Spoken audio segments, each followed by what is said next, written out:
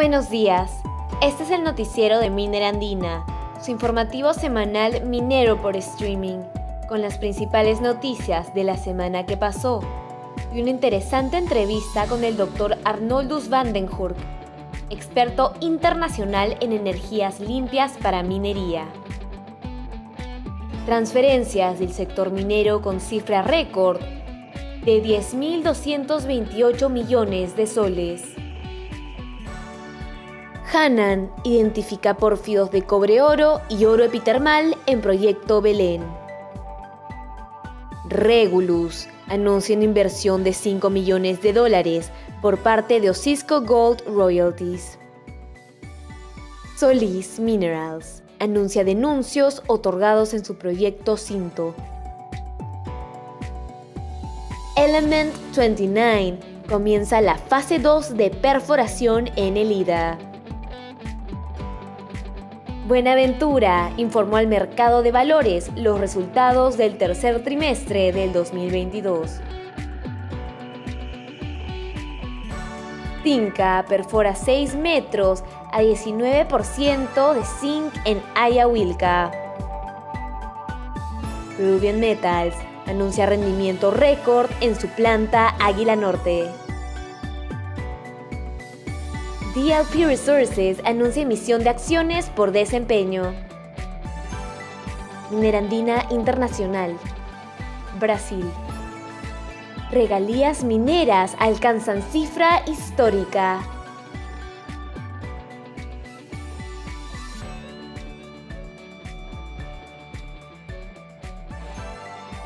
Buenos días amigos, esta es una nueva edición del noticiero de Minera Andina.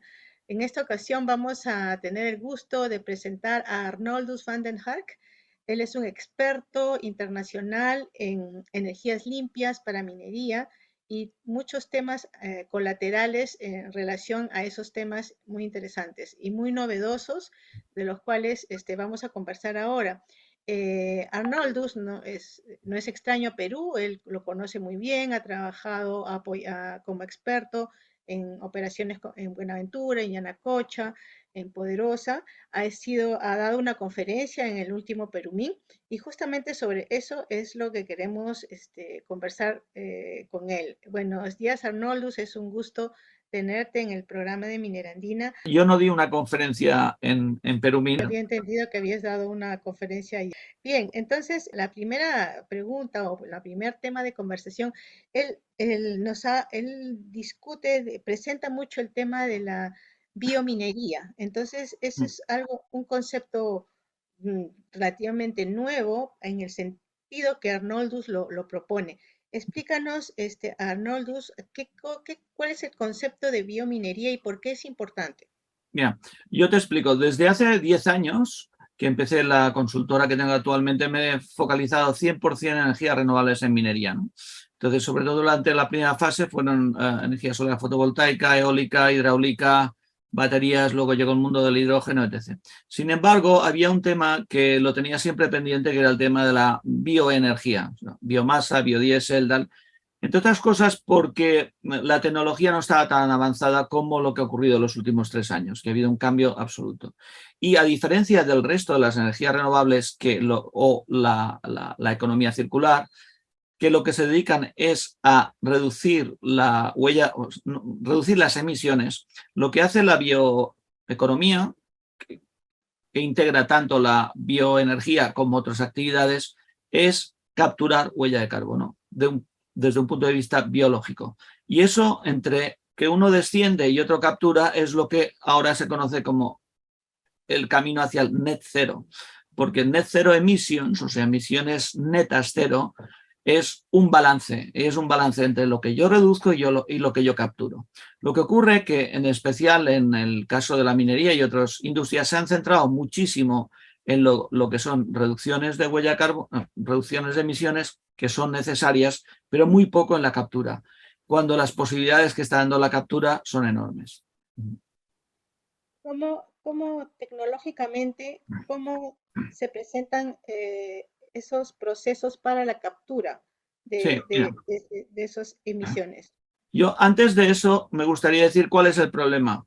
O sea, ¿cuál es el problema de la minería actual? Y no lo digo yo, lo dicen los estudios de Ernst & Young de los últimos años, donde hace 4 años ni se hablaba de descarbonización y ahora es el segundo problema más importante. Pero el primero es lo que es el tema social y ambiental, que en los últimos 3 años solo se hablaba de licencia para operar y en estos momentos lo han separado y licencia para operar ha sido el primer problema siempre, ahora es el tercero porque al desdoblar en social y ambiental ha quedado el primero social y ambiental. Entonces los 3 principales problemas son social ambiental, descarbonización y licencia para operar. Hasta el punto que pueden significar casi el 60% del tiempo que debería determinar un directorio a discutir. Desgraciadamente lo hacen al revés. Pero, ¿qué es lo importante? Que cuando estudiamos las energías renovables, hay una energía renovable que puede ayudar a lo social, a lo ambiental, aparte de la descarbonización. Y eso es la biomasa. Porque la biomasa, a diferencia de la energía solar, fotovoltaica, tal, que sí dan trabajo, pero da trabajo a las fábricas chinas, la biomasa lo que da es trabajo a la comunidad. Por lo tanto, si se puede balancear, porque hay que hacer de todo, balancear esas energías renovables que ahora están tanto de moda, las nuevas, solar y fotovoltaica, se pueden combinar con la bioenergía, entonces eso es una apuesta ganadora. Pero si es ganadora en términos generales, en el caso de la minería es crítica. Y no solo eso, si uno se encuentra en Canadá, probablemente le preocupe más el tema climático porque tienen que pagar huella de carbono. Si está en Australia, como no la tienen que pagar, se preocupa más por el tema ambiental. En Chile es un poco entre ambiental y social, pero lo que es el Perú o Sudáfrica, que son países que tienen problemas sociales muy importantes, en este momento es crítico. O sea, el poder desarrollar un centro de biomasa ligado a toda una serie de recursos, me salen muchas veces los nombres en inglés, de feedstock, de materia prima que proviene de, muchas veces no es cortar árboles. De hecho, últimamente es más lo que nos sobra de la agricultura. Por ejemplo, en España hay mucho trigo o tenemos mucho aceite, ¿no? En España se podan los árboles de olivos y tenemos 7 millones de toneladas de biomasa que antes se quemaban. Pues ahora se llama un centro de biomasa y genera energía eléctrica, dando más trabajo porque hay gente que tiene que recoger. Entonces, todo este tipo de evolución están dando unas oportunidades enormes que, desgraciadamente, la minería no las está aprovechando y creo que es un punto muy importante a tocar y a potenciar. Y yo, de la misma manera como en el año 2012 decía que la energía solar y la eólica iban a ser muy, muy, muy importantes en la minería, cuando la gente decía, ¿cómo? La renovable, la minería, esto es de ecologistas, nadie me creía. En estos momentos, pues ya no lo tengo que decir, ¿no? Yo creo que de aquí al año 2030, la minera que no trabaje con biomasa no será minera, simplemente porque es un tema social y ambiental. Tú tienes que dar de trabajo a la gente. Si no, no se entiende cuál es la licencia social. ¿Licencia para qué? Solo un punto. Yo me acuerdo de esa frase que ustedes dicen mucho en el Perú. Es español que vino aquí, se llevó el oro y nos ha dejado tal. Pues esto es lo que está pasando con la minería. Entonces, ¿qué les hemos dejado a cambio? En aquella época se dejó el idioma, ya es algo. Pero ¿qué es lo que dejan las minas? No es una cuestión solo, es la herencia que queda después. Y eso es muy importante, especialmente en los cierres de mina. Porque cuando cierra la mina, la gente se queda sin trabajo, ¿no? Y has aglutinado un montón de gente en ciertos lugares y luego les dejas ahí a su futuro, ¿no? Cuando es muy fácil poderlo recuperar. Y ahí entra justo con el tema de la biomasa y eso, lo que tú también planteas es el tema de la economía circular, ¿no? Que yo no sé cómo tú lo estás viendo internacionalmente, si realmente se está desarrollando y en Perú yo creo que todavía ni siquiera estamos empezando. A ver, ¿cómo lo ves? Economía circular. Esto es como el amor. ¿Qué es el amor? Son tantas cosas. Entonces, como la economía circular surge desde el punto de vista de los consumidores, lo que nos plantean los consumidores, y el principal consumidor de economía circular es Europa, con mucha diferencia, y hablo ahora del informe de la Unión Europea, sobre todo del año pasado, se centran sobre una economía circular de materiales, lo que yo digo de pérdidas y ganancias. Así ellos ven una mina como un lugar donde hay una exploración, donde hay una operación, donde después de esta operación surgen unos metales o unos minerales industriales. Estos minerales industriales van hacia unas industrias que diseñan unos productos que luego se producen y que luego pueden ser reusados, reciclados, etc. Esta es la visión de la economía circular desde el punto de vista del consumidor. Pero eso a la minería de verdad no les sirve. Porque la minería tiene un ciclo, además, pocas industrias del mundo no son renovables como la minería, tiene un ciclo de nacimiento y muerte. Por lo tanto, esa economía circular tiene que ser focalizada sobre lo que son activos circulares. De este modo, tenemos la exploración greenfield, luego tenemos el diseño y la construcción, luego tenemos la operación, luego tenemos la metalurgia, en el caso de los metales, y luego, por ejemplo, en el caso del cobre, se han empezado a explotar los óxidos. Luego se cambian a sulfuros y hay que cerrar una parte de la mina, despedir una parte de gente y cambiar el sistema. Allí ya tenemos un problema. Se continúan con los sulfuros hasta que dura lo que tenga que durar la mina y luego tienen que cerrar la mina. Entonces, ¿y qué pasa con la mina? ¿Qué es lo que se recicla? Entonces la gente se centra mucho en el reciclo de materiales, cuando lo que hay que pensar es en el reciclaje, por ejemplo, del agua.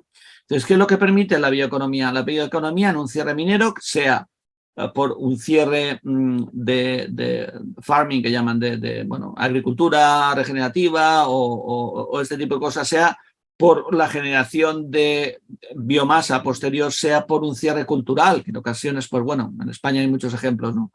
O un cierre basado en la naturaleza, todos esos capturan más agua que la que consumió la mina. Entonces, ese es el balance que hay que explicar, ¿no? Y el problema es que no se está midiendo. Y no se está midiendo porque no se ha planteado ese approach, ¿no? Ese acercamiento a la economía circular. En el caso del tema, porque es un tema ambiental, pero en el caso de un tema social tenemos que hablar de trabajos. O sea, la mina cuando empieza da muchos puestos de trabajo, o sea, es un activo.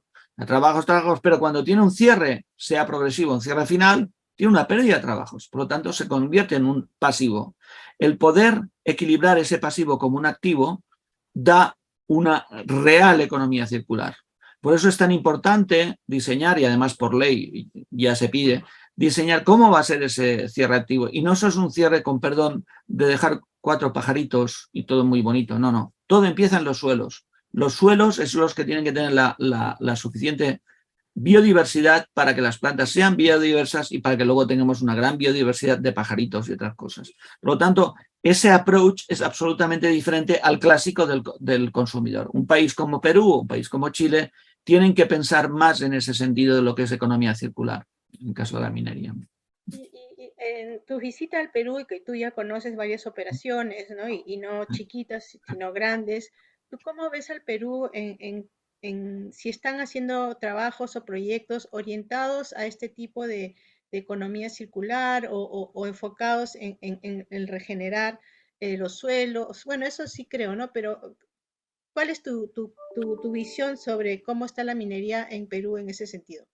A ver, el Perú tiene un grave problema en el tema del cierre minero, ¿no? Más que, por ejemplo, Chile, le explicaré por qué. Porque casi todas las minas de Chile están en un desierto. Entonces el cierre minero, 10 años, 15, como no va a llover. En el Perú, en el caso sobre todo de las minas de oro, el problema es que llueve en la parte norte, ¿no? Y allí esas aguas, pues lo que hacen es recoger minerales tóxicos y repartirlos para todo el mundo. Entonces, el cierre minero puede durar 40, 50, 60 años, lo cual es una gran oportunidad cuando alguien ve que es un problema. ¿Y por qué es una gran oportunidad? Porque es una empresa cierra una mina de la forma correcta con, por ejemplo, una zona agroforestal. Una parte de la zona es foresta y otra parte de la zona es agrícola. Entonces, esos 40 o 50 años estarán capturando carbono, aparte de dar trabajo a la gente. Y pueden mitigar la huella de carbono que están teniendo en otros lugares. Entonces, ¿qué es lo que he visto en el Perú de haber hablado con mucha gente? Que muchos quieren hacer muchas cosas, pero al final no hacen nada. ¿Y por qué no hacen nada? Por el miedo del que dirán, el que dirá el otro, el tal. Y luego porque las decisiones en minería son decisiones de consenso. ¿eh? Entonces son varios departamentos. Si usted está hablando sobre un tema de productividad, por ejemplo, en camiones, ¿no? Entonces hay un pequeño departamento de camiones que discutirá con el CEO o con el CEO, el Chief Operating Officer, de qué es lo que me va a costar, qué rentabilidad tendré. Luego hablarán con proyectos para que pueda ser aprobado y se dirá para adelante. Entonces, básicamente es un departamento, un jefe de departamento y la parte de proyectos, y después tiene que decidir el directorio. Sin embargo, todo el tema social, ambiental, de cierre de minas, tiene aspectos ambientales, aspectos de relaciones con las administraciones, aspectos de relaciones con las comunidades, aspectos. Es tan diverso que luego se desarrolla esa enfermedad o ese vicio tan amante en la minería de los silos, que llamamos todo. Bueno, yo hago esto y lo otro. Entonces pasan dos cosas. O nadie hace nada o todos hacen lo mismo y se multiplican y al final nadie toma decisiones.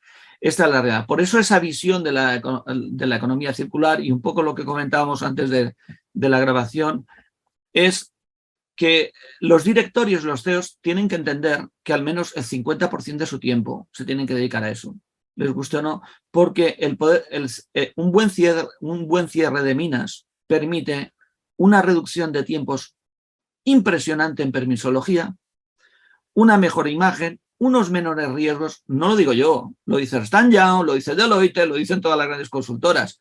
Lo que ocurre es que nos han dicho cómo, que es lo que estoy intentando explicar ahí. Giren la vista, olvídense de los camiones amarillos que son muy bonitos y dense en cuenta que a veces las plantas pueden solucionar un problema que es muy complejo a priori y que puede ser solventado. Ahora, no es fácil, ¿eh? ¿No? O sea, es una solución que hay que trabajarla y hay que generar equipos. Entonces, esto es lo que he visto un poco. No solo ocurre en el Perú, pero en el Perú, por ejemplo, en Sudáfrica ocurre mucho, porque hay tanta gente que toma decisiones. Cuantas más personas estén en una zona de olla minera, como el caso peruano o el caso sudafricano, más difícil es tomar decisiones porque tienes que buscar consensos. Este es mi impresión. Sí, entonces tú ves difícil o tú no ves que el Perú esté, digamos, encaminado todavía, digamos, bien en esa ruta hacia la economía circular o la biominería. Primero, primero pregunta a 10 mineros qué es economía circular, ninguno te responderá lo mismo. Pregunta lo que es minería verde, nadie te dirá lo mismo. El problema es empezar a saber de qué estamos hablando, ¿no? Porque si no definimos muy bien lo que estamos hablando.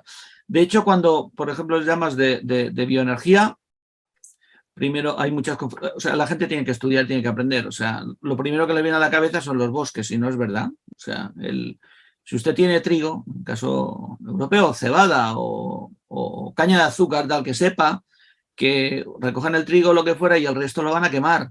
Oye, coja eso y eso es un montón de energía, que además da un montón de gente, que puede permitir a la minería solventar sociales, problemas ambientales y además yo siempre digo, la biomasa es una de las mejores baterías para la solar fotovoltaica, porque está siempre funcionando, o sea, tú puedes utilizarlo más tarde.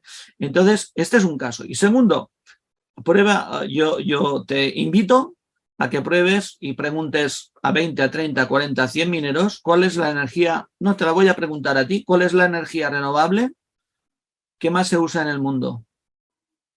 ¿La hidráulica será? No, la biomasa. Pero no lo digo yo, lo dice el IEA, la Agencia Internacional de la Energía, lo dice el IRENA, la Agencia de Renovables, lo dice la Unión Europea, tal. Entonces, si no sabemos ni eso, es muy difícil. Entonces, es muy importante una labor y un poco la labor que hemos estado haciendo estos días en Perumín de eso. Hasta el punto de que no solo eso, en Estados Unidos, en Europa, en la Unión Europea, y no solo en la Unión Europea, también en Noruega, por ejemplo, en Brasil o en India, es la energía renovable que genera más energía, la que más. Ahora bien, al tanto con la biomasa, porque la biomasa, en el caso africano, muchas veces es unos pobladores que se van a la sabana o al bosque a cortar árboles, ¿no?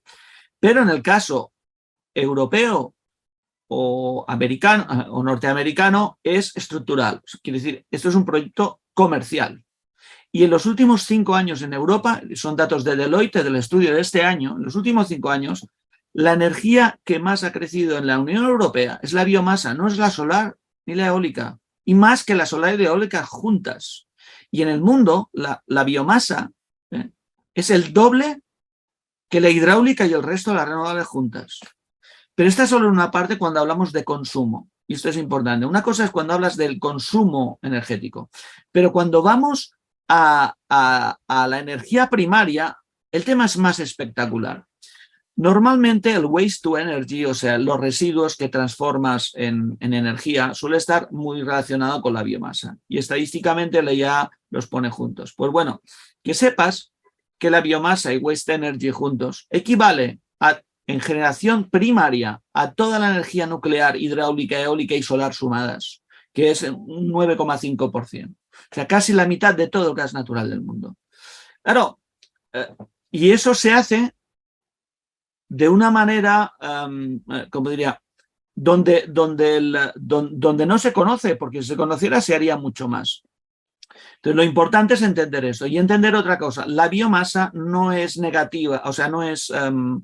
unos dicen, no, es que la biomasa lo que hace es capturar carbono y luego cuando la quemas echa el mismo carbono que ha capturado. Eso es mentira.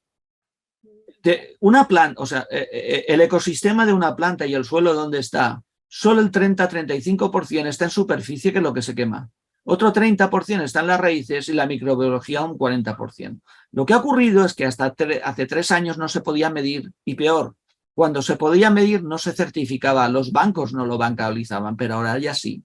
Hasta el punto que, les digo, en Perú ya se está haciendo, en temas de café, ya se está certificando el carbono de las raíces y el carbono de la microbiología. Y eso cambia absolutamente el juego, ¿no? Sí, Arnoldus, entonces si, digamos, una empresa minera quiere seguir esa ruta, ¿cuáles son, digamos, los pasos que, digamos, debe seguir una vez que toman la decisión, ¿no? Porque Bueno, eso es lo más importante. ¿Qué es lo principal que debe tomar el timón? Mi consejo sería que, como lo hacen en otro tipo de soluciones, no solo cualquier tipo de solución, las mineras tienen una manera de funcionar y es muy difícil que cambien, tampoco no tienen por qué cambiar. Normalmente, en sus aspectos a la hora de aprobar un proyecto empiezan por un estudio de perfil o estudio de alcance, depende de cómo se llama, luego una prefactibilidad, una factibilidad, factibilidad final y operación y licitación y operación y mantenimiento.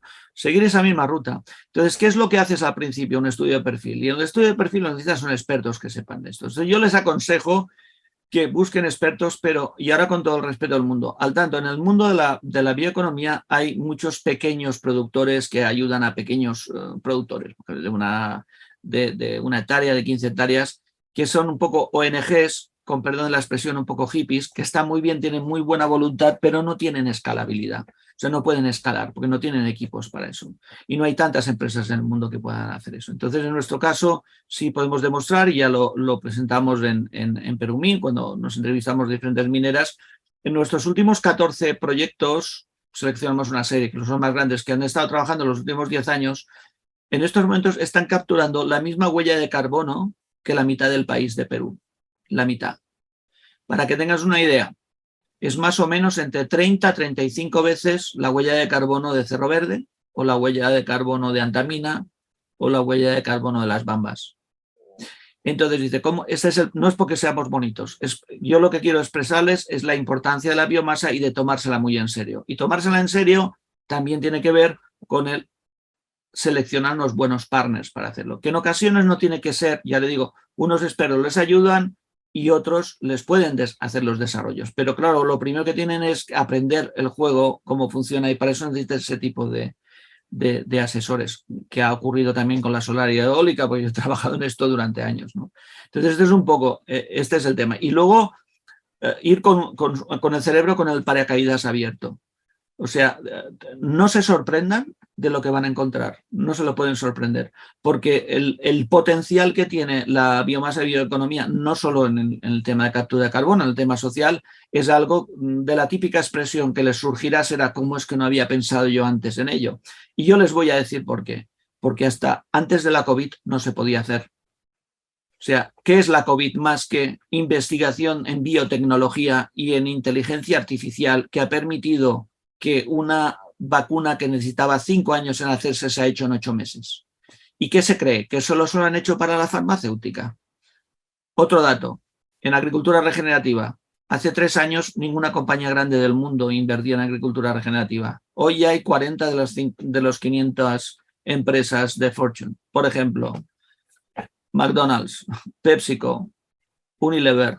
Unilever es la compañía más verde de los últimos 10 años. O sea, es constante. El otro día hablaba con un cliente mío y dice, esto de Heineken está invirtiendo también en bioeconomía. O sea, van a empezar a beber ustedes cervezas regenerativas próximamente. Esta es la idea. Entonces, si estos grandes sectores lo están haciendo, ¿por qué no la minería, que además tiene el control del territorio? Esta es la gracia. Y perdón, para Sí. acotar nomás, ¿y esos son grandes inversiones? ¿Significan grandes inversiones que, digamos, uno dice, uy, no puedo entrar en eso todavía? Mira, no puedo? yo te lo voy a explicar. Y esa es la gracia del juego del carbono. Cuando no tenías el juego del carbono era complejo. Nosotros, de hecho, lo que proponemos a las empresas es, si no lo saben, que nos envíen cuál es su objetivo. A veces el objetivo es más social, a veces el objetivo es más ambiental, a veces de huella carbono, a veces son los tres.